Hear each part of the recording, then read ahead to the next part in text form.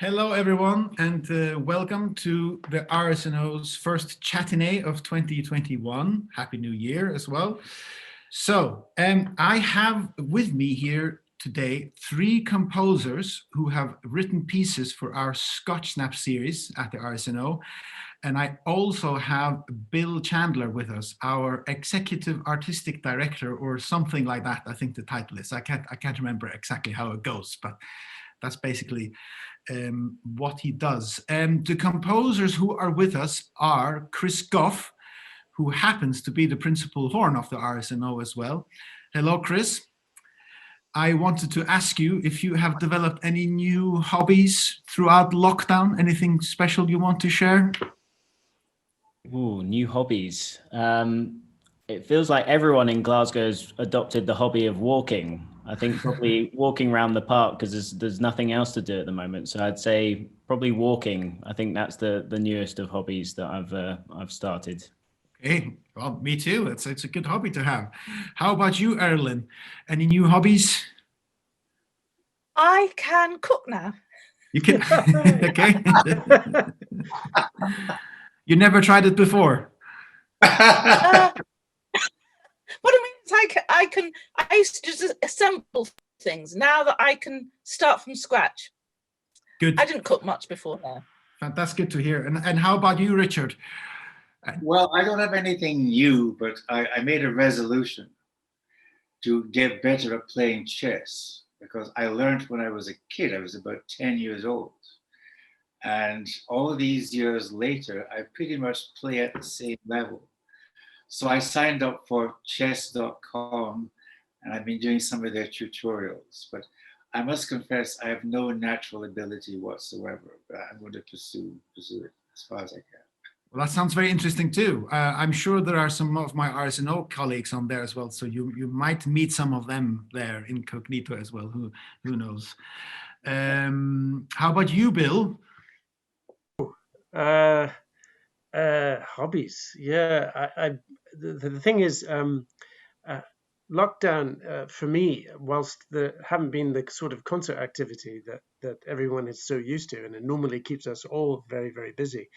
To have to cancel plans and then create new ones for constantly changing things has meant actually there hasn't been a lot of time to sort of adopt anything new. All I can say really is that, like Errollyn, I have really begun to experiment cooking a lot and got into this a huge amount of enjoyment doing that. And it's also because of where I live. I'm out on the edge of the Trossachs. I've been able to, within the lockdown rules, take advantage of the fact that I live in this beautiful countryside, and we've just managed to get out a lot and with the dog and walking and going for runs and climbing mountains and things like that. So there's a small blessing there that has just been fantastic to be able to really explore that. That's good to hear. People are keeping active in many different ways. Since last time, I've started a new hobby as well, in that my girlfriend and partner wanted a new chopping board, and it was a kind of an expensive one. So I thought I can make that myself. So I've started woodworking as a hobby, and I've made a chopping board that is uglier than the one that she wanted, and it's probably 5 times more expensive as well. So I've got some practice to go there as well. Right.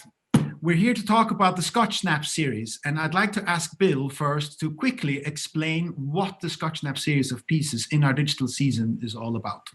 Yes, I'm talking with Alistair Mackey, our chief executive, in the planning cycle before this year the 2021 season would have taken place. And of course, in the old world that we are not now inhabiting, we would have been making plans about 18 months in advance of the season. And so we started exploring this idea of maybe bringing music from Scotland or from composers who have a close tie to Scotland that they might not know before. And so we started scouting around and found some interesting people, and was been following Errollyn's music for a while, but then I'd heard she'd moved to the far north, and I'm sure she'll talk about that a little bit later.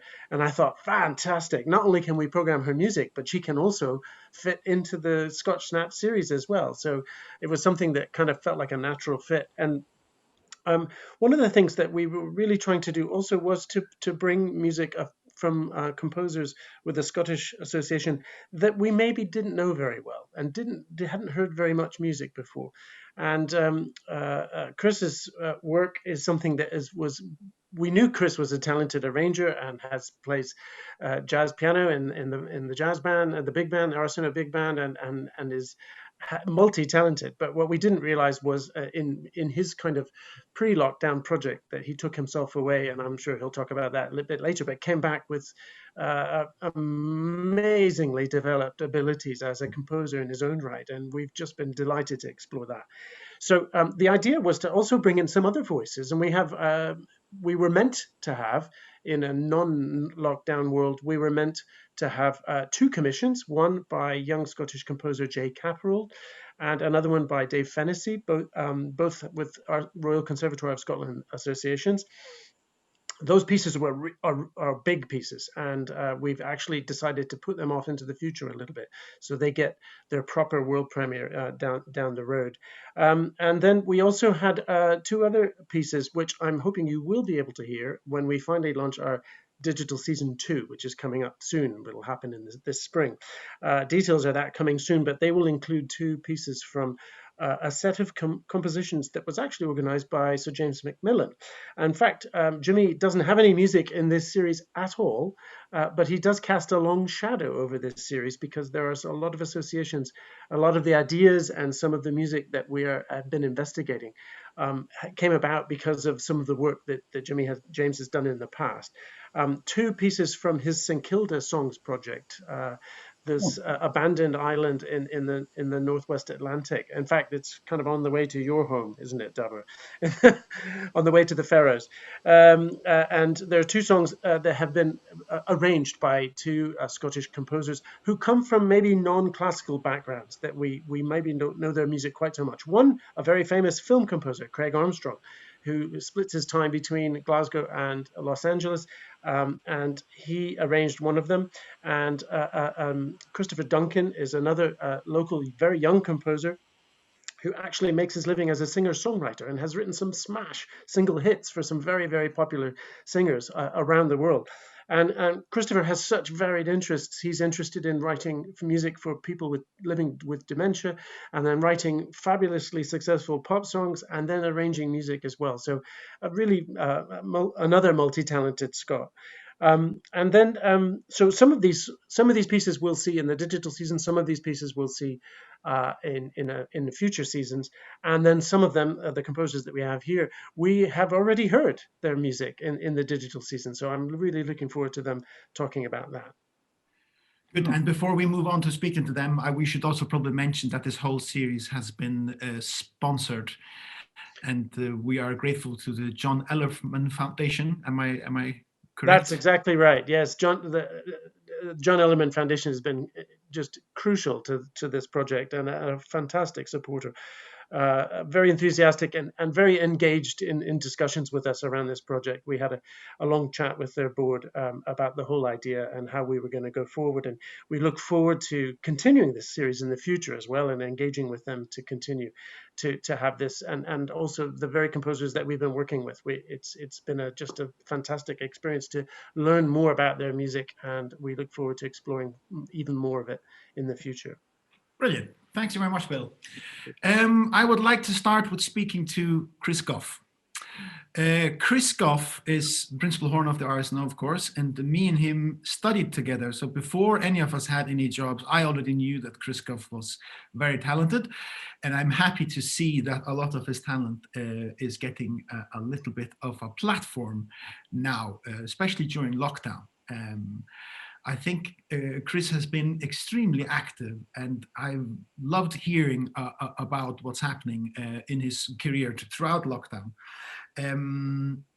I would like Chris first to say, where are you right now? And could you tell us a little bit about how your piece for the Scotch Snap series came to be? Yeah, sure. Thanks, Dávur. Well, at the moment I'm in Glasgow, and I'm back from my sabbatical, and I've been fortunate enough to be working with the orchestra again as a horn player, which has been great, although challenging at times, as it has been for everyone with such different situations. But yeah, as Bill said, I was away last year doing a master's in Spain, in Valencia, at a campus that Berkeley, Boston has. Oh yeah. And the course was focused around writing music for film, television, and video games. And the first two of those were probably more my speciality. I didn't actually focus more on the video games at a later point because it was much more technical, and my mind's not so good at that sort of thing.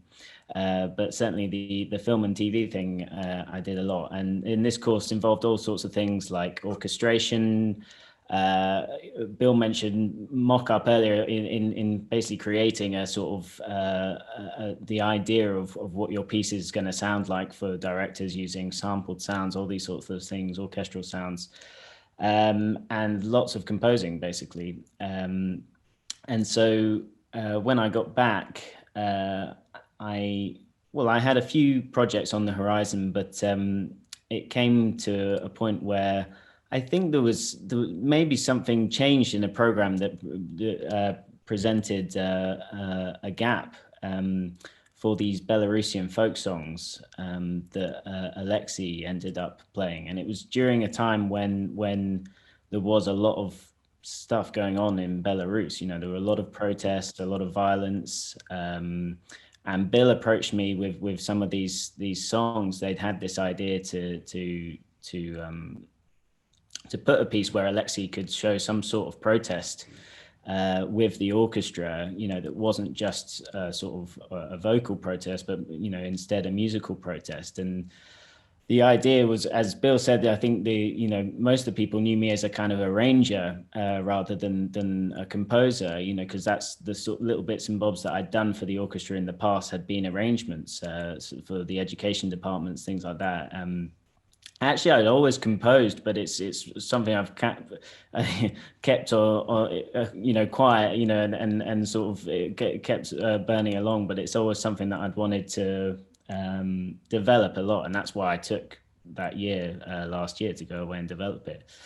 So anyway, I looked at these folk songs and I decided that I wanted to add a bit more to just arranging them, and rather trying to put more of the drama that was actually happening, or more of the themes that were happening in Belarus, a political sort of underscore into the music. And so for that reason, it became more of a composition rather than an arrangement. I mean, we Dávur and I discussed this the whole time. What is an arrangement? Because there were like when we were at college, there was a thing called brass arranging. There was a class you could take called brass arranging. And more often than not, it would be, people would take a piano score and then sort of shift it over to a quintet or a dectet. And Dávur and I both sort of feel that that's actually more transcription in a way, because, I suppose you are arranging the parts, but then if you think of like the great big band arrangers in the jazz world, they're not just shifting something over, they're creating something as well, so arrangement is quite a broad sort of term anyway. So I guess you could call these Belarusian folk songs arrangements, but there was quite a lot of composition involved in it. But anyway, I got the chance to work with Alexei, which was incredible, and we put together these folk songs that were then played in the season, and Alexei just devoured the solo part, because he's just and which was really spurred me on. There was quite a tight deadline in it, and so I was sort of showing Alexei each movement as it came, and his reaction to each movement sort of spurred me on as I was writing it, because he just, he either got it immediately or he brought something else to the table. So that really gave me a lot of positivity for it, from a big fear that it wasn't, it was my first sort of time writing something big for the orchestra. So there was quite a lot of anxiety involved.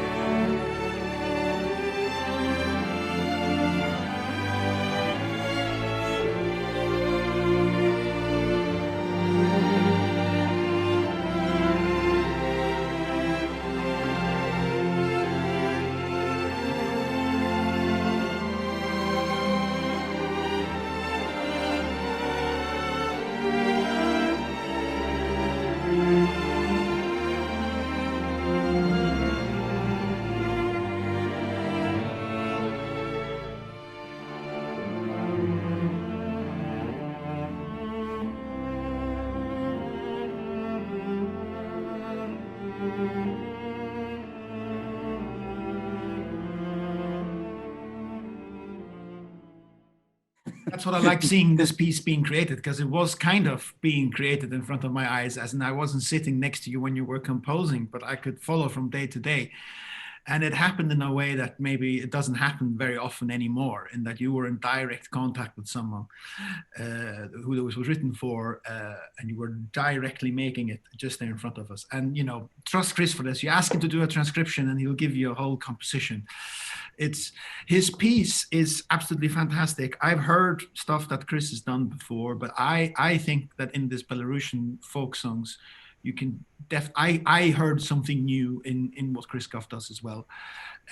Jazz elements is something that I've heard in your compositions before, but in this one, there is something else. Like you to me show a great, deep and quick understanding of a different tradition. And you manage to actually comment on it, just like what you're saying, this about, transcription or arrangements. It really isn't just that, but I sat in when we did the final take of the recording. It's got no trombones in it, but I meant that I could sit in front of the orchestra and have a listen. And like the string writing is absolutely fantastic. I think it's a really, really, really beautiful piece. And we're lucky to have a composer sitting in the horn section of the RSNO as well. Chris, are you a horn player or are you a composer? Well, it's very kind of you to say all that. So I was going to say, I already have resting fraud syndrome sat as principal horn in the RSNO. Now I feel I have it as a composer. But it's very, very kind of you to say that with the string stuff. But I'm definitely primarily a horn player. I mean, the one thing that's, when I went to the conservatoire, I really wasn't sure what I wanted to do, but I was interested in all these things, But the horn was what got me the place at the conservatoire, and of course, being in Glasgow, surrounded by the RSNO, BBC, or ballet, opera, all these great things weekly, and it just really spurred me on to really get even more passionate about playing the horn. But at the same time, I was sort of with my brass colleagues. I'd mainly written for brass, so I was handing that out and going to the teachers, and one of the heads of the brass department said to me, he said, well, it's fantastic that you're writing and stuff, but just remember the horn is what will open the doors for you. And which I didn't quite understand at the time, but it turns out it has actually. I would never have been able to do, something like last year had I not, won a job in the RSNO. And also, I think a lot of that orchestration stuff, you're talking about the string writing, you know, it's not organic. I mean, I sit and hear all this great, you know, these great string writers, you know, from the Russian tradition, all this sort of thing, you know, and other great composers. I just sat in my job. So I think it's probably, it kind of, it influences the way I write it from that point of view, you know, and especially in pieces when I've got a lot of bars rest, I'll have the score, you know, and that's my university, you know, has been the past. Well, that's the score. I thought that was the newspaper you were sitting reading. That's Right, the other week. Yeah, that's the other week. Okay. Thank you very much, Chris. It's very interesting to hear. Next, I think we should move on to Errollyn. Now, Errollyn also wrote a piece for our Scotch Snaps series, or well, it was written before, I guess, but it was featured in our Scotch Snaps series. And we were really fortunate that we could actually have her in the studio when we were recording as well. It was allowed back then. So, Errollyn, could you tell us, first of all, where you are right now? And could you tell us a little bit about your piece, The Mighty River? I am sitting in a lighthouse in the very north of Scotland, Strathy Point Lighthouse. So I'm looking out now over the Atlantic, except it's a bit dark. Could you show us? Give us your view. It's dark now. Is it dark? Okay. It's still light from Glasgow, but I know it gets dark here very quickly. Well, early, but it's a very beautiful place. I actually haven't seen anybody I know since December the 3rd. So the trip to be with RSNO for that fantastic rehearsal for Mighty River was incredible adventure for me, and also to be around live musicians again was so thrilling. And Mighty River is a work that actually was composed in 2007. It was commissioned to mark the abolition of the 200th anniversary of the abolition of the Slave Trade Act, and it was commissioned by Trinity Church in Clapham, which is where Wilberforce and the other abolitionists would meet, and also the Reverend John Waits and his wife Carol Waits, and his wife is a direct descendant of Wilberforce. And the premiere took place, in fact, at Trinity Church in Clapham, to the very day of. So from the beginning, that work was a highly charged commission for me, because I knew that. And that the performance was very special, and you know, it was performed maybe a couple of times, and then really it hasn't been performed that much since the last couple of years, and so it's so exciting for me to have been there with RSNO performance. And it's funny when you hear pieces that you've written some years before, because you visit them afresh. And so I was sitting there with my dear friend and manager Sally Buck. We were sitting there, and I was looking at the score, and I was having to remind myself of how things went, but also I kept thinking, I should change that. But of course, it's, I'm on to new things now. But it's a piece I have a very deep affection for, because it's a challenge to compose a work about something of such momentous importance. How do you do that? But the performance was stunning. Of course, Chris's playing was fabulous, and he has to open the whole work with this horn solo.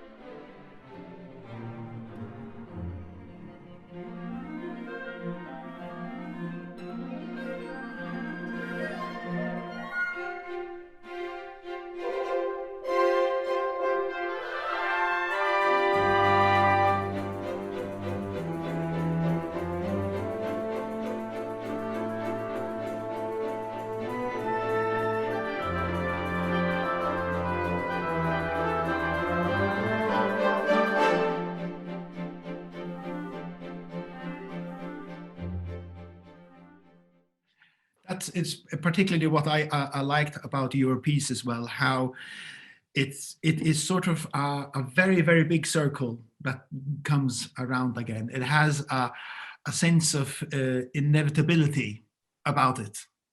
And I thought that before you actually explained to me what the piece was about. And you said something very interesting about it, how this piece, it was supposed to represent a mighty river that keeps on moving no matter what.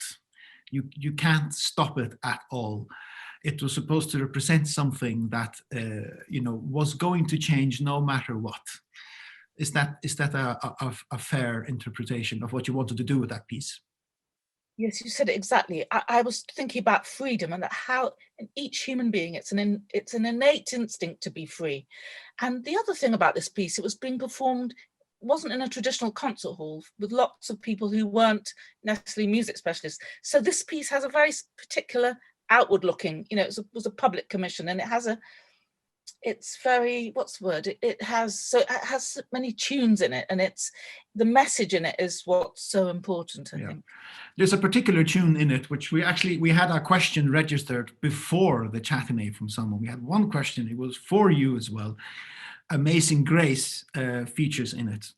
And people were wanting to know if it was because it was Scottish that it was in there. The Amazing Grace, or... You know something? I feel as if I've come full circle, because when I wrote that, I wasn't living in Scotland. I didn't know I was going to be living in Scotland, and I didn't know I'd be literally looking out on top of the sea. And so when I heard Mighty River, it's connecting with my life now. But yes, I didn't intend that Scottish connection in the beginning. No, okay. You're certainly someone who's been around in many places, and we'll get back to talk about that later when we all have a discussion together. But I'd like to move on now to Richard, please.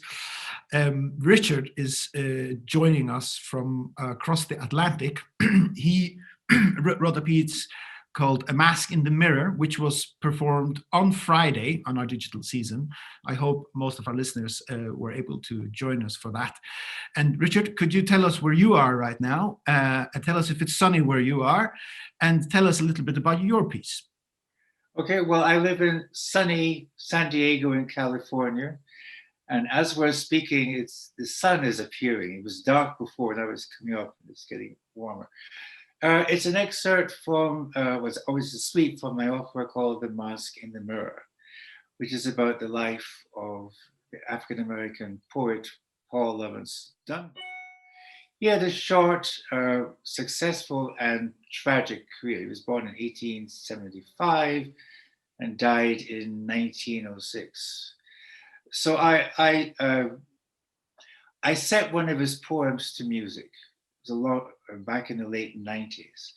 And at that point, I wasn't thinking about writing songs. I was busy being a jazz pianist. So I just did this piece, and I really enjoyed doing it. And I started setting other poems of his.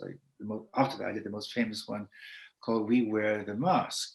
And then I read about his life, which was very interesting. He was a young kid from high school. He got his first job. He started writing poetry. He self-published his first book, poetry, he sold 1,000 copies, just meeting people and going door to door. It's pretty amazing. Then he self-published a second book of poems, which attracted the attention of a major critic. And he developed a major national career very quickly. He actually came to London for 6 months to perform his poetry, because back then, in an age before television, poetry readings were a very popular form of entertainment. Anyway, I read this life story. I thought, this is a very interesting life story. I thought, well, let me just find some aspect and make some sort of theater piece. I didn't really know what I was doing. I just had this vague idea. And then I started teaching at San Diego State, and a book came out about his life that filled in all the blanks. I said, well, I have to write an opera about this. I'd never written an opera before. And I said, well, if I don't like it, I can always just tear up the paper. So I read, he communicated with his fiancée by letter. They sent each other lots of love letters. So I got those letters and I sort of plotted a series of important events in his life. And I started setting it to music. And I did it over many years. I did it over the summer, between classes, Christmas, all those sort of things. And I had the greatest fun doing it. So when I actually finished it, it was a bittersweet experience. Okay, it's done. Then I thought, well, this is sad because I won't have to come back and work in it anymore because I really enjoy doing it. Then a couple of summers ago, I thought, well, it might be handy just to have a suite from the opera. There was no actual request for it. I just did that in the hopes that sometime in the future, somebody might want to do the suite as opposed to the whole opera. And then, well, you guys did it yesterday, so it worked out really well. Yeah.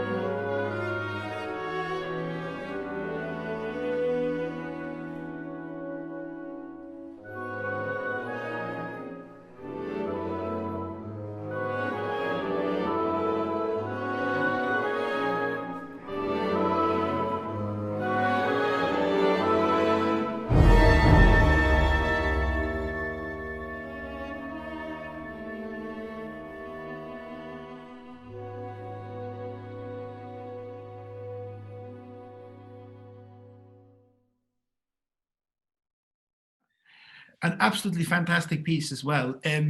I have to say that in particular, you can hear that it's from an opera. You can hear in the vocal lines that they are, and it's funny. It's I would say it's tonal music, and I can actually hear a little bit sort of Macmillan-esque melody lines, however, which I find very, very interesting. So I would like to ask you a little bit about a little bit about your influences in music. Well, I have the influences of two cultural traditions. My father was a jazz trumpet player, so I grew up hearing all his records. A lot of Ellington, other big bands, jazz pianists I heard. Well, the main person I heard was Bud Powell. When I started learning to play the piano when I was about 8, I really fell in love with classical music. And I pursued that for many years. So as I told you, when I was in Scotland many, many years ago, I used to do recitals, occasional concerts, whatever. But then I wanted to learn jazz. So I went to Berklee School of Music. And it was a great adventure going back to college, a little bit older, and having a second run of college life. It was great fun. So I had some friends who were very, very talented players. So I started writing after I left Berklee, and my idea was to combine the two traditions. So in my music, I mean, in terms of, I guess some of the main people that influenced me would be, well, the jazz pianists, Herbie Hancock and McCoy Tyner. Those two are maybe the two major influences. Of course, I said I heard a lot of Ellington growing up. And then from classical music, I I really love Brahms. I really love Ravel. And of course, growing up in Britain, I heard a lot of Benjamin Britten, like Michael Tippett and a few other composers. But I just found a way to combine those things. It never has been a sort of a rational decision where I would say, well, I'll take a bit of this, take a bit of that, and put it together. I just let things happen the way they happened. You know, Do you write in front of the piano that's standing right behind you? Oh yes, Yeah. I'm very old-fashioned. I sit at the piano. I got manuscript paper, a bunch of pencils, and a bunch of erasers. I can see you've got some music behind you as well, and I heard that you have some piano pieces that Yes, yeah. I was wondering if you maybe could play a little bit for us. well, yes. It's funny because I've played the piano so much in my lifetime, but I haven't written that much piano music. I've written lots of songs. Of course, there's a piano part in the songs, but just solo piano music. I haven't written that much of that. So what I have here is my first prelude. So just to continue from the story I was telling you, when I was in grad school at Rutgers, I had two great piano teachers. I had for jazz piano, Kenny Barron, and for classical music, I had Ted Letford, who was a great performer and teacher. And as I said, I just decided to combine those two traditions because that was what my experience was. So let me just see what my background can yield. So I just wrote these preludes. As I said, I had no preconceptions of what they were going to sound like. I just wrote them. And this is the first one. So this is, for me, it's has a special sentimental value because it's the first piece I wrote in a style that combined these two things. Anyway, so here we go. It's the first prelude. And I just electric got to switch it on. Here we go. Wait 5 seconds. Yeah.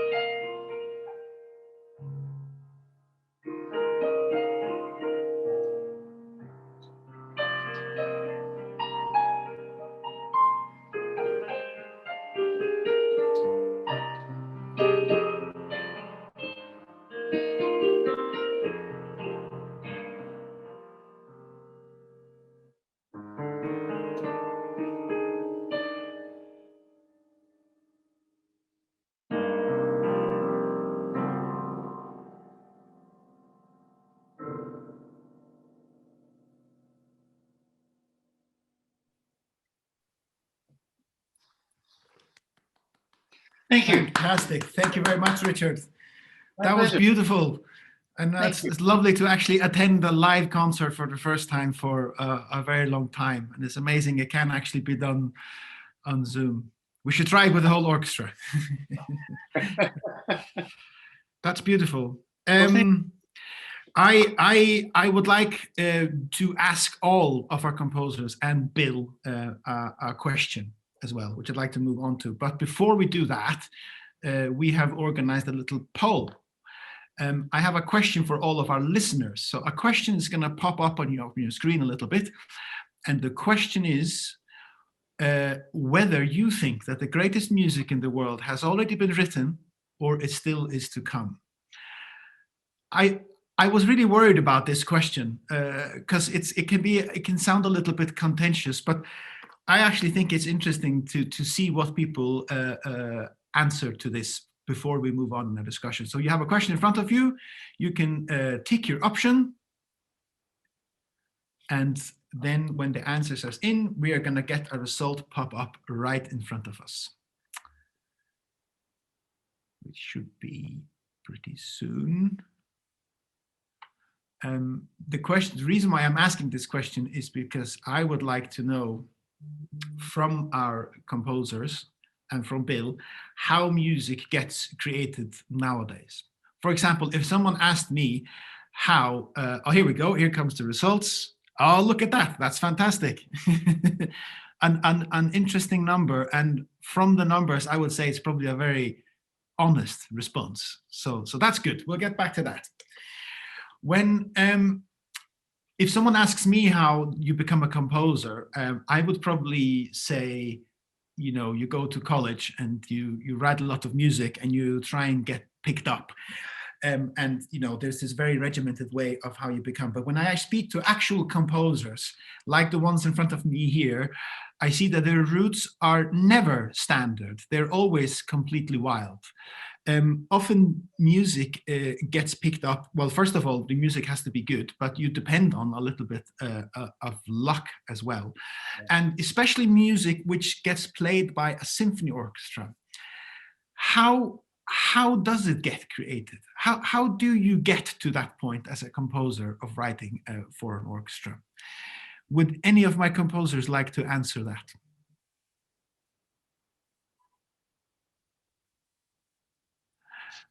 Yeah. Well, as nobody wants to dive in, let me dive in. Well, a big part of it is the people you meet, because I never imagined. I mean, now I have an opera. I've got some orchestral song cycles. You did my piece a couple of days ago. I never imagined anything like that happening, because I was so focused on playing the piano. When I came to America, I wanted to have a jazz quintet and travel the country playing my own music. I had no idea that was financially quite impossible. There's no money in it. And trying to pay 5 people, paying for train fares, airplane fares, hotels, I was just so idealistic. So when I started writing songs, I wrote for voice and piano. Then I wrote an orchestral piece. And I lived in Brooklyn. I taught in America's oldest community music school called the Brooklyn Conservatory. And there was a lady there, Dorothy Savage, who conducted an orchestra. So I wrote my piece it was totally idealistic. I didn't have an orchestra in mind, and that's a physical orchestra. I just wrote this piece. Then I found out that Dorothy had an orchestra. So I gave her the score, and she very happily agreed to play it. Then after that, I met other people. I met a guy who had a pickup chamber orchestra in Manhattan. So I sent him another piece. And it's always been about just meeting people and having conversations, and one thing leading to another. Mm. And I mean, is it fair to say that is it an element of being in the right place at the right time? Well, yes. I mean, the main thing is, like everything else, if you're a composer or a performer and you're looking for opportunities, you really have to work at your career. You have to speak to people, make phone calls, send off emails, maybe have somebody else, a publicist, work for you, all these sort of things. You just can't sit back and wait for the phone to ring or to get an email out of the blue. It's the socialization. So it's fair to say that it depends on more than just the music then. Yeah, having, of course, you need to have quality music, but the other steps to become visible or highly visible, that's quite different. It takes a lot of work and it's time consuming. Yeah. And I'm curious for Errollyn as well to speak a little bit about that. About, did you want to become a composer, or did you just become one? I think I always was a composer without realizing. So I was always, and I still do, hear these sounds in my head. And but I think, and thinking about Chris and Richard, that actually the connection between playing and composing is there, and it's in our times now that it's somehow been thought of as separate activities. But I think the performing inspires the composing. It's this fantastic circle. But for me, I'm always thinking about sound, and also I would say that for composer, it comes from all the listening you do. I don't write anything without thinking about the sounds I've heard, and that training is the steeping in listening. I would say listening and playing. Yeah. And Chris, how about you? Were you a composer first, or because I think I remember hearing you talking about where your first compositions happened as a kid? Yeah, well, I mean, I grew up in a musical family. Both my parents are musicians, and so I was immersed in a lot of music growing up. And I guess I got a bug for sort of trying things out on the piano and writing things. But actually, sort of in adult life, I'm new to this as well. But I find that I write a lot better kind of to a script, basically. And whether that script is images on a screen, or the script is we need a piece about Belarus or whatever, or and that's that, because then that starts to spark stuff in my imagination. I think imagination has always been a big thing for me with writing music. I would find it very hard if someone said to me, just write anything right now,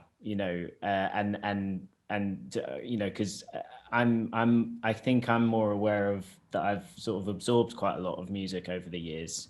And now it's getting thrown up in some form, but I think I'm aware of the emotion that it caused in me when I first heard it. So, and over the years, and what sort of sparks imagination. My mum played in the English National Opera, so I grew up seeing, operas and stuff, and and so that sparked my imagination and the dramatic effect of music. So I'm not that great at the kind of organicness of composition, but I think sort of in where I find I can thrive, or where I get the most creative, is when I've got something to write to, Yeah. This illustrates well what I've also realized in my career as a musician. I haven't composed, but I've spoken to a lot of composers, and it seems that audiences have a very regimented picture of what a composer is, but when you actually meet them, they are all extremely different. And particularly their route into composition has been so different, and how they even got picked up has depended on many things.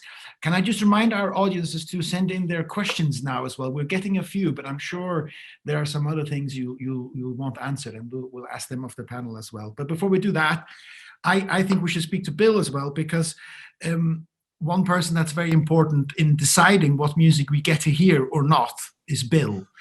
Does that responsibility weigh highly on you?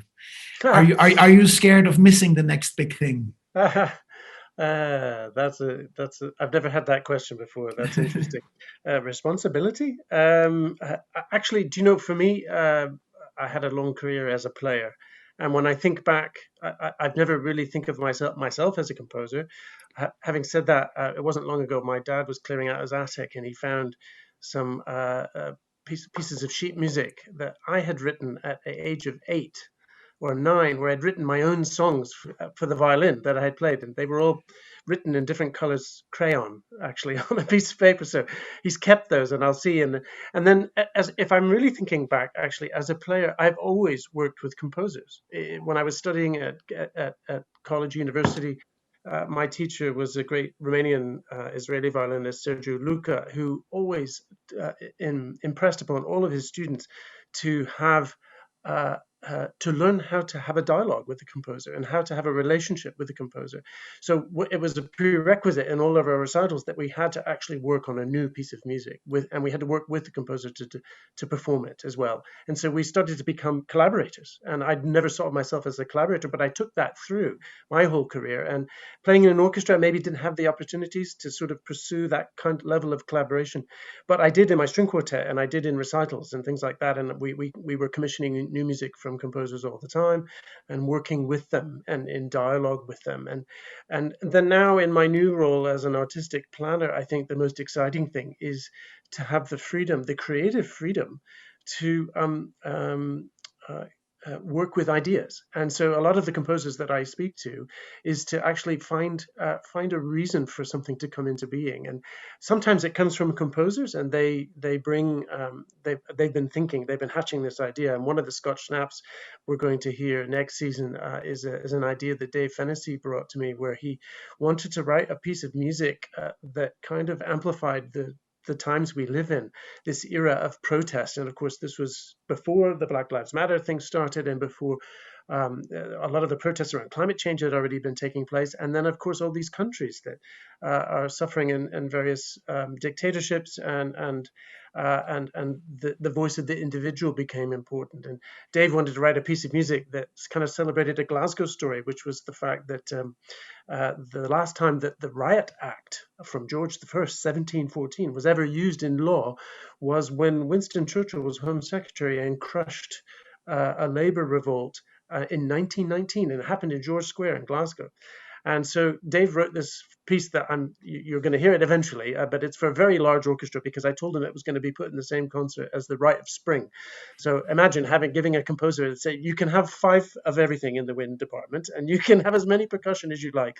And so Dave's written this piece and it has high tenor, and the text is the Riot Act itself. And so it finishes with a very high tenor screaming, "God save the king," while the orchestra is rabble-rousing in a riot behind them. So I'm really excited about it. But this all happened in conversation between me and Dave 2 years ago, where we were actually talking about the genesis of this piece. And it wasn't a few months back I saw the score for the very first time. And of course, it was meant to have been performed then. But I'm getting excited now even talking about it. But for me, to have a chance to work with composers about bringing an idea to life is as creative in my mind and then being able to put it in context, because I think new music is in the past has often suffered from a lack of performance context. We've not always been great at, sometimes it just gets chucked in the middle of a concert that has a Beethoven overture and a Beethoven symphony at the end.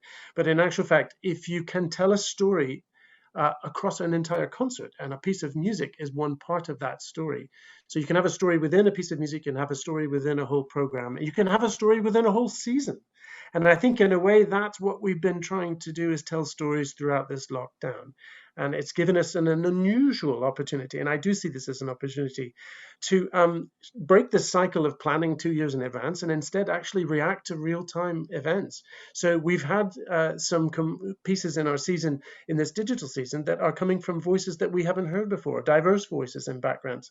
And we will continue to do this. And I just saw this, if we're going to change the way we do things and we want classical music and orchestral music to look more like the world we live in, then we need to seize the opportunity to do it. And it's action. It's not campaigns. It's not banners. It's not marketing.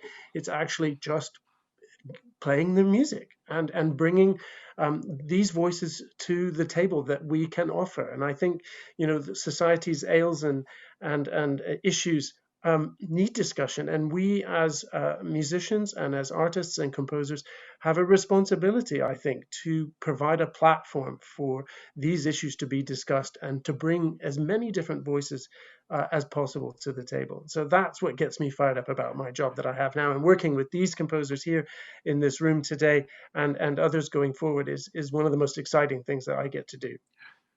And that's very exciting for me to hear as a member of the RSNO, because that's how I think it should be done as well. The question that we asked before is kind of relevant to this as well, in that new music gets created all the time. Like you can find it anywhere, but I would hope that we are able to create new music in an orchestra right in front of our listeners. It certainly it can also, though, it sneaks in from other areas though as well, so, which we can see through from all our three composers here. So I'm curious to hear from them. Do you think new music, it gets created from in front, right there in front with an orchestra, or does it come from somewhere else and then is then lucky to appear on the concert hall platform with a symphony orchestra many years later? What do you think? I'm just jumping. I mean, I'm so grateful to the commissions I have. Mighty River would never have been composed unless somebody asked me, and it forced me to think of that. But at the same time, we have other ideas that might bubble away over years. But the whole thing is, as you say, is this dialogue and conversation with orchestras, programmers, the people around you, and composers really think deeply about the times we live in. So it's you know, we are part of this whole continuum of life, really. Good to hear. Yeah, How about you? Sorry, I had a few. I'd like to continue with what Errollyn said. That for me, I find that there are two aspects, as she was saying, that I have things in my head, ideas I'm pursuing, or things I'd like to write, or I might hear a piece and think, oh, I might like to write something that has some of the ideas, large aesthetic ideas, and do it my own way, that sort of thing. And then commissions come along, and quite often with commissions, you get asked to write something that you weren't thinking about doing. So you're forced to stop and assess where you are and what the commission is about. And the first question is, well, for me is, well, can I do this? I got to start thinking in some other area. Maybe it's simply a matter of different instruments, or there's some sort of text or philosophical or social idea I hadn't thought about too much. But I think both things are important.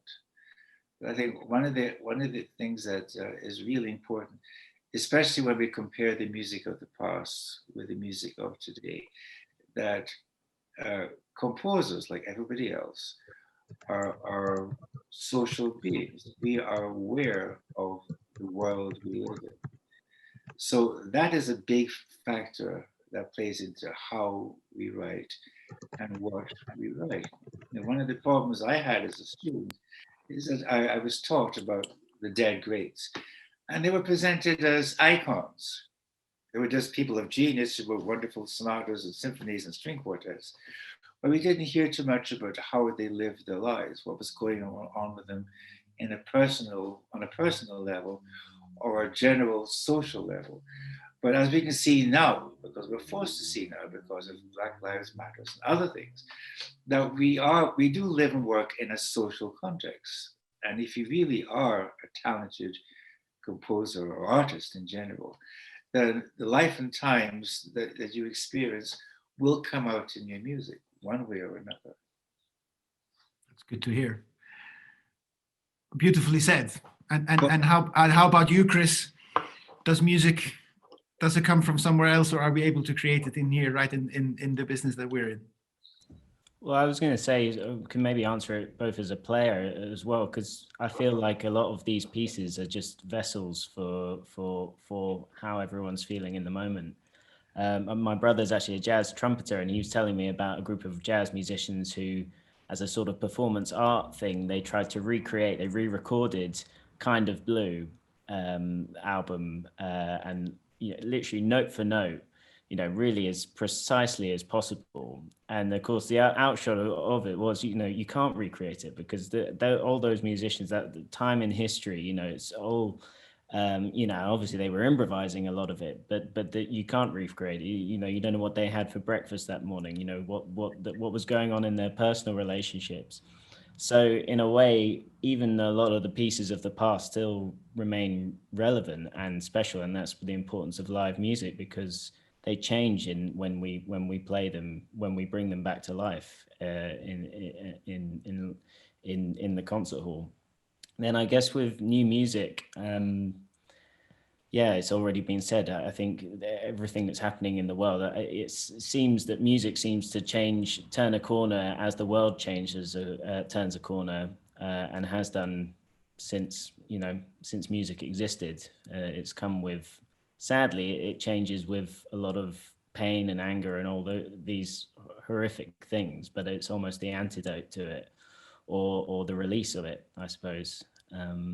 And for that reason, I think it's so important, and can be so political and all these things. Yeah. That's also very well said. I for myself hope that we can be a part of that. And one of my favorite moments in my job is when I can see right in front of me music history actually being created rather than recreated. And it's hard to do that all the time, but we should definitely try and do that all the time. And in the COVID times, that's been extra challenging, but I'm proud of my organization that we have been able to do a little bit of that. I'd like to thank our three composers and Bill to attend this Chatinée. But before we go, we have a few questions that we can get in before Richard has to run off and start his teaching for the day. We have a question for Errollyn. What are you working on right now? Oh, well, this afternoon I finished a piece for violin and piano. It's called Sojourner Truth, and it's going to be performed at March the 8th. But the big project is an opera for Dunedin Consort. It's Dido's Ghost. It will be an opera which incorporates Henry Purcell's Dido and Aeneas with it. So I've got another couple of weeks to finish that. Yeah. Oh yes, and then a bass trombone piece for Angus Butt, which is halfway through. Brilliant. That's good to hear. Even trombone pieces still being created. We met just before this webinar started, and Errollyn told us that she just finished that violin piece just before here. So it's perfect timing. Very well organized composing, I have to say. Well done. We look forward to hearing that. And Chris, there's a question for you here. When you go for these walks that you talk about, is that when inspiration comes to you? Or does it come from somewhere else? This is a question from Alan Grant, who himself gets inspired by horn playing and walking in the Alps. Oh, right, very good. Walking tends to quiet my mind, because my mind tends to go very manic when there's a blank page in front of you. There's lots of ideas, but actually to slow yourself down and, well, in my case, to slow yourself down and actually, get a structure in your head or whatever, or where you want to go with it. I find that walking actually tends to clear that up for me a little bit.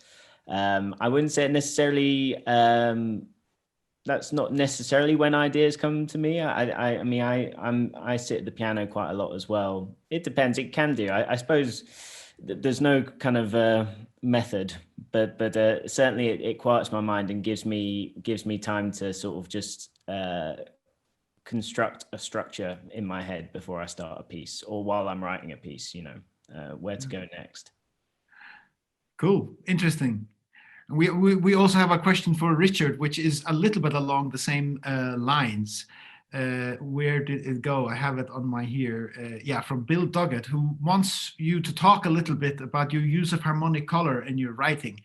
I'm pretty sure you can talk about that for a long time. So I'm gonna simplify that question for you as well.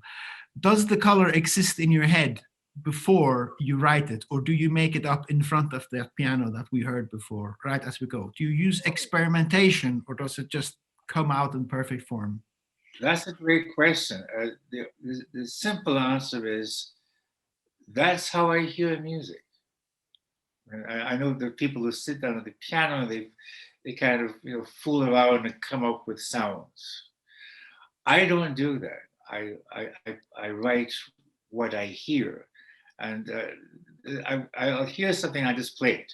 There's no sort of time lag, whatever. I just play what I hear.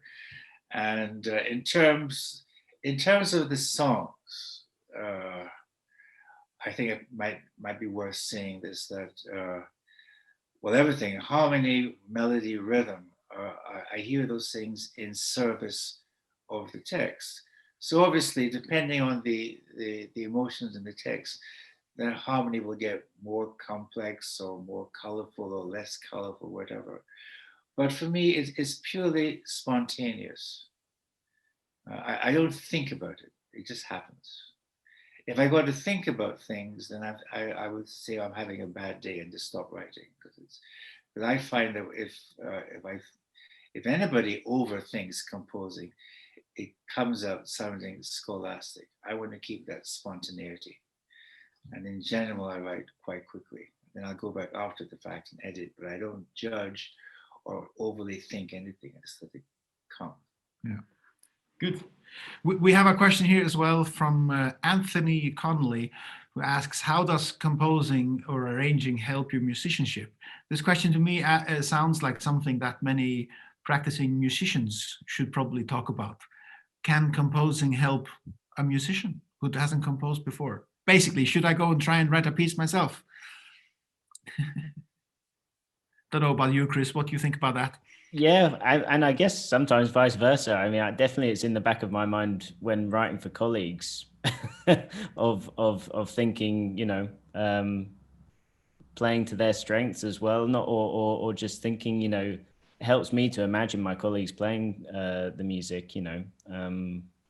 But definitely, I think I was actually saying this to a student the other day, and just, you know, delving into the, you know, it's okay, you can speak a language, but you might not be able to write in it, or you might not be able to read in it, you know. But if you do learn to read and write in a language, you probably start to speak in a more eloquent way, or you start to, you know, be more creative in your speech, or expressive in your speech, because you discover all sorts of things about it. And I wonder if that's the same for music. Yeah. It probably is. Maybe I should give it a go. Thank you very much, everyone. We have run out of time. I'm sure we're going to keep going for a very long time, because before this meeting, I spoke to each of the composers separately as well, and all those chats lasted more than an hour. So I